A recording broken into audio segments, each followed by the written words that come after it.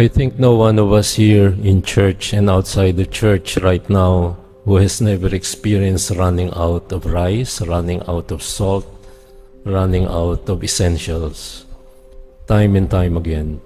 This is the story of the first reading from the first book of Kings.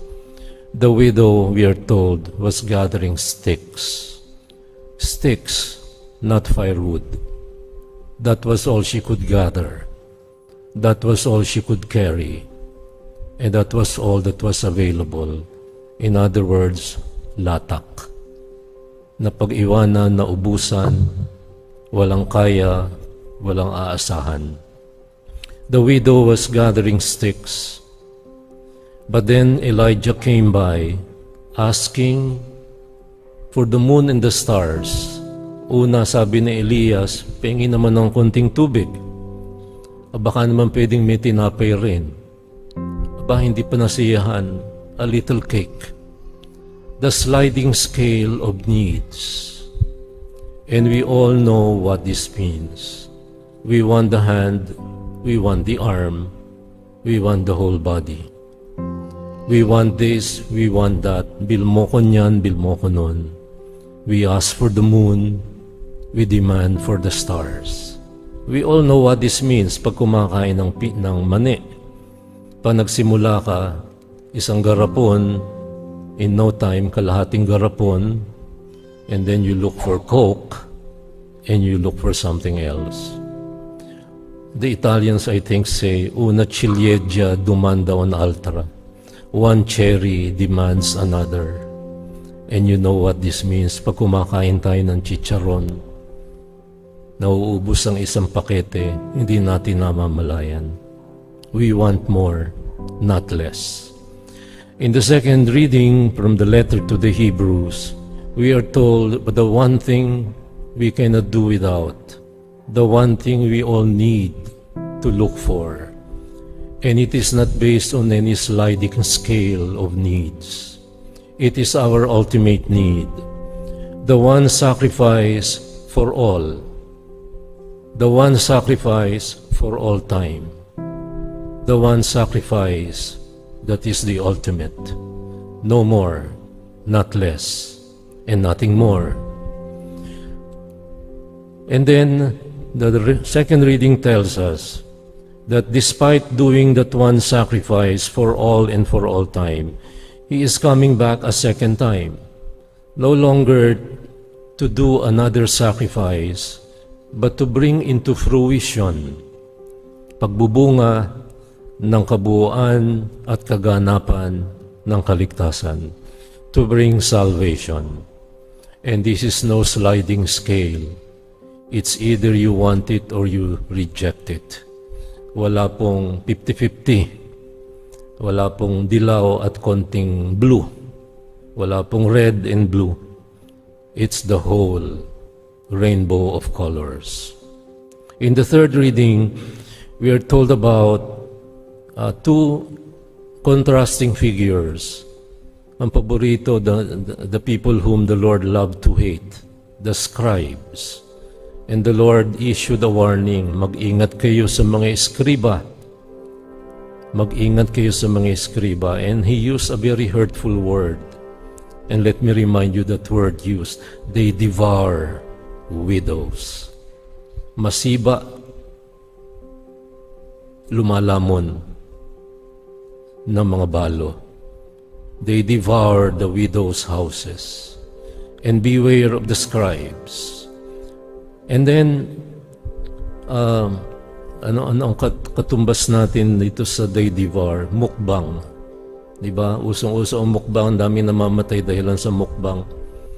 Kinakailangan nilang makita sa TikTok, kung kaya lamon ng lamon para may engagement, may hits.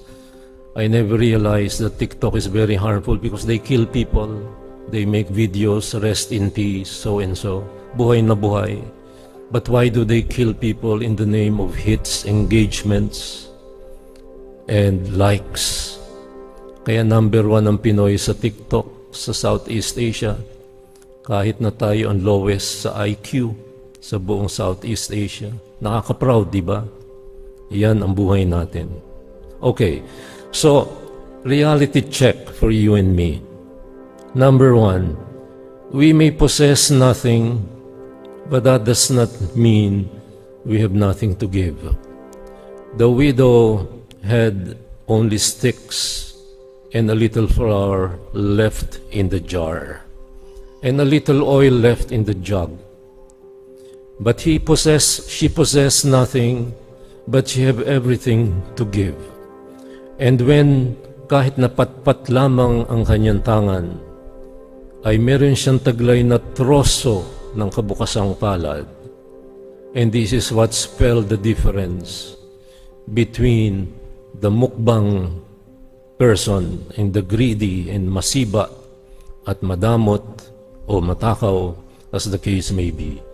At ang taong bukas palad na handang magkaloob ng lahat, isusubo na lamang at sukat ay ibibigay pa sa nangangailangan, sa mga anak. You mothers know this.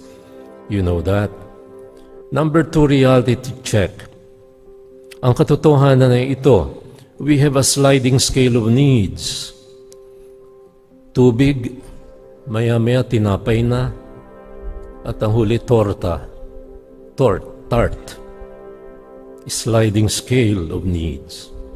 But then the reality that we need to look at, God has us covered, and the declaration that is good news for all of us, the jar will not go empty for the generous giver. Sa paghahanap, meron tayong kasabihan sa Tagalog, pagka tayo ay sobra sa paghahanap ng bagay na ayaw nating ipinagkakait natin, may kasabihan tayo, sa paghahanap ng kagitna, sansalop ang nawala. And I have realized this. It may not be a universal phenomenon, but I am convinced of this. Yung mga taong napakakwenta, lagi nagkukwenta, sila ang lalong wala. Yung mga taong hindi nagkukwenta masyado, nagbibigay higit pa sa kanilang kakayanan, sila ang nananagana.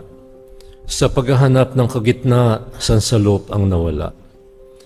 And then number three, reality check. Sa social media about 10 years ago, malimit kong makita, how to be you. Paano ba matulad sa'yo? How to be you, sir? Lodi, idol. Ang baliktarin natin ito, how not to be you. How not to be eskriba. How not to be gahaman. How not to be katulad ng eskribang gahaman. Huwag tularan. How not to be a good Christian and honest citizen.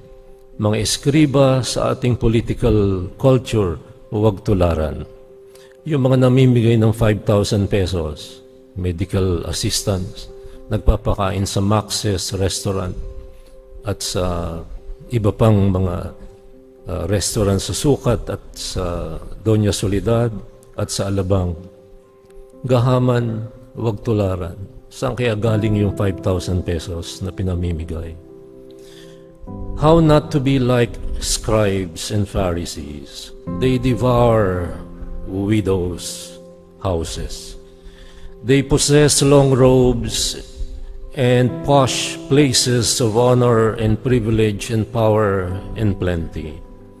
But they have nothing more to give apart from what they get from the very society they claim to be generous to. How not to be like them, sanay sa mukbang, and I'll teach you what St. Augustine left us.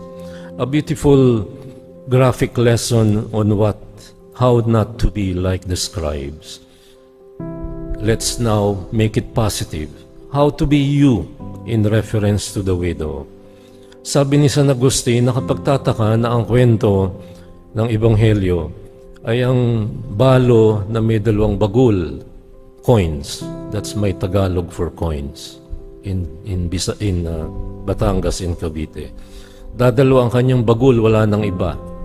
Bukod sa bagul, patpat. Bukod sa bagul, konting arena at konting langis na lamang ang natitira. Sabi ni San Agustin, pagka iisa ang hawak mong bagul, Wala kang choice, dalawa lang. Either you keep it or you give it. Two choices.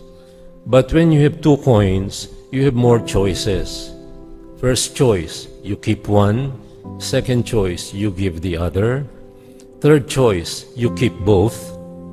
And the fourth choice that the widow did, she gave away both. And that spelled the difference between how not to be someone and how to be someone. In the book of Job, we are told Job's beautiful declaration. After he lost everything and was left with nothing, a rich man who not only lost everything but got all the bad fortunes, the misfortunes, nagkasakit, nagkaketong, nagkakurikong, at lahat ng problemang pangkatawan at pangkaluluwa at pangpamilya. But what did Job say? This is the widow. How not to be like scribes. How to be like Job in the widow. The Lord has given, the Lord has taken away. This is the lesson of faith, a lesson of generosity, a lesson of trust, a lesson on hope. So, when we are pushed against the wall, like we don't know what will happen, many people are still grieving over the loss of Kamala Harris. I'm not siding for anybody, I'm not an American. And there are people who are grieving for the victory of Trump, and knowing that most Filipino Americans voted for Trump. I can give you a lecture, moral theology lecture on this issue, but that is not my point. I'm just saying that we can lose some, win some, we can lose all, we can have nothing, we can possess nothing, we can be depressed, we can be discouraged by so many things happening in our country, in our homeowners association. And I hear from you that corruption doesn't begin in Malacanang, it's also in the homeowners association, yung mga hindi nagbabayad ng dues. Diba? And I heard this from you. I'm not going around making investigations about that homeowner there or there. I hear it from you. And the reality that we have is that whether we possess nothing, we are never left without riches. And that riches is what the second reading from the letter to the Hebrews tells us. That is the one sacrifice for all and for all time. The one riches that we cannot do a sliding scale for in terms of needs. That is absolute. That is the ultimate need. Even if you deny it, that doesn't disappear. You need God. You need salvation. You need His mercy. You need His compassion. You need His forgiveness. And therefore we have it. And when you have God, we have all. Praise the Lord, my soul.